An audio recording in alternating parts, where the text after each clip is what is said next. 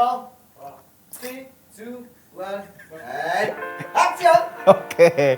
Halo teman-teman, kembali lagi bersama gue Dilan di Cinepod kali ini. Dan seperti biasa gue akan membahas dan mereview film-film yang sudah saya tonton teman-teman. Dan kali ini gue akan membahas kali ini gue akan bahas film yang masuk ke banyak ke dalam nominasi-nominasi yang ada di penghargaan, ajang-ajang penghargaan dimanapun mereka berada ya teman-teman ya. Dan kali ini gue akan membahas film The Holdovers.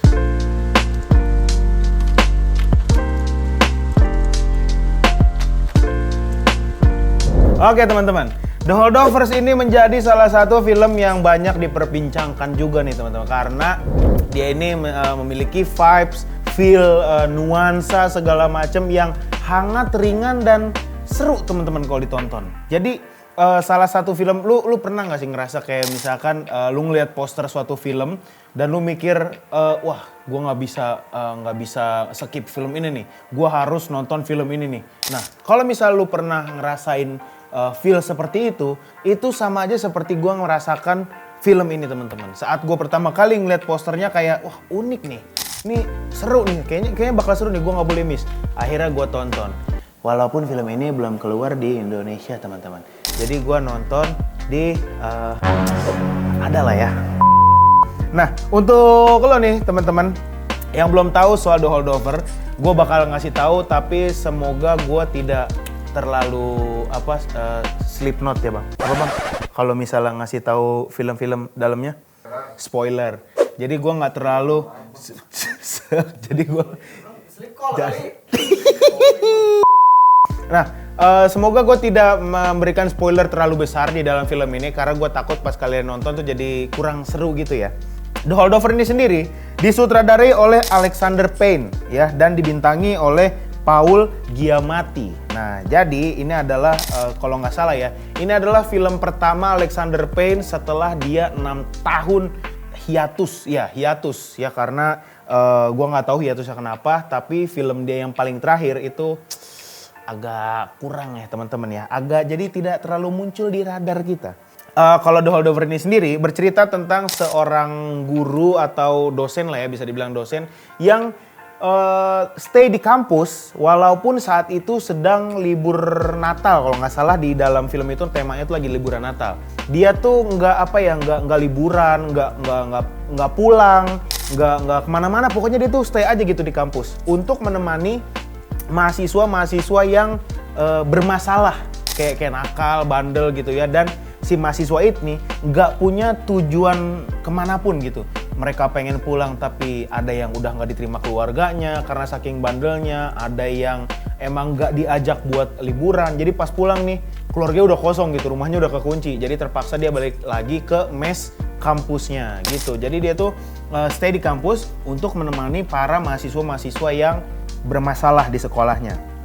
Nah, untuk film ini sendiri teman-teman, saat gua nonton itu sangat ringan sekali. Ringan, komedinya dapet, hangatnya juga dapet. Kayak gimana ya, kayak feelingnya tuh kayak pertama kali lu nonton film Home Alone tuh. Di tengah-tengah libur panjang, lu nonton film Home Alone pertama kali tuh. Wah, rasanya begitu tuh. Jadi lu masih excited gitu buat ngerasain kira-kira ini filmnya seperti apa sih, bercerita apa sih, dan akan seperti apa gitu treatmentnya yang mereka deliver kepada kita semua gitu. Ternyata wah asik banget, easy going, flow-nya tuh Floridina. Pokoknya gitulah. Kalian harus nonton. Karena salah satu rekomendasi juga buat gua kalau misalnya gua ditanyain salah satu film favorit gue, ini mungkin bisa jadi masuk ke top 10 film favorit gue nih teman-teman. Karena emang wah bagus banget. Nah, The Holdovers ini sendiri teman-teman tayang perdana di Telluride Film Festival 2023. Terus selain itu dia juga masuk ke dalam tayang juga di Toronto International Film Festival 2023 dan Busan International Film Festival 2023. Selain itu teman-teman, The Holdovers juga dapat beberapa penghargaan kemarin. Kayak 3 piala di Critics' Choice Movie Award. Iya benar, di tahun 2024. Sampai 2 piala di Golden Globe Awards 2024. Wih, gokil. The Holdovers juga dapat 5 nominasi Piala Oscar. Termasuk kategori Best Picture, Best Actor untuk Paul Giamatti. Best Supporting Actress untuk Davin Joy Randolph. Iya benar, Davin Joy Randolph ya. Dan Paul Giamatti ini menurut gue emang cocok banget sih bermain dalam film ini. Gue entah kenapa, padahal banyak aktor-aktor di Hollywood ya, aktor-aktor di luar sana yang mungkin lebih bertalenta mungkin, atau lebih kalau menurut gue lebih cocok untuk berperan sebagai dosen yang marah-marah atau dosen yang care gitu apa segala macam. Sebenarnya banyak, cuman entah kenapa Paul Giamatti itu kayak cocok aja gitu bermain sebagai dosen di film ini teman-teman, kayak lebih enak aja gitu dilihatnya. Dan pertama kali gua nonton film Paul Giamatti itu kalau nggak salah sama Samuel Jackson itu The Negotiator, ya itu kalau nggak salah ya. Terus dia juga bermain di Cinderella Man kalau nggak salah. Terus ya pokoknya itu pertama kali gue nonton si Paul Giamatti ini, dan entah kenapa gue langsung suka aja gitu sama si Paul Giamatti ini, walaupun tidak terlalu banyak scene-nya di dalam film-film itu ya. Nah sebenarnya teman-teman, si Paul Giamatti ini bukan pertama kali ya bekerja sama dengan Alexander Payne sebagai director di dalam sebuah film. Ini tuh udah film keberapa gue juga lupa, pokoknya mereka udah sebelumnya udah bekerja sama juga. Oh, judulnya Sideways nih ya, nih gue ternyata nulis. Ini judulnya Sideways, di mana Paul Giamatti itu bermain di sebuah gue lupa ya dia main sebagai apa ya. Pokoknya itu film buatannya Alexander Payne juga.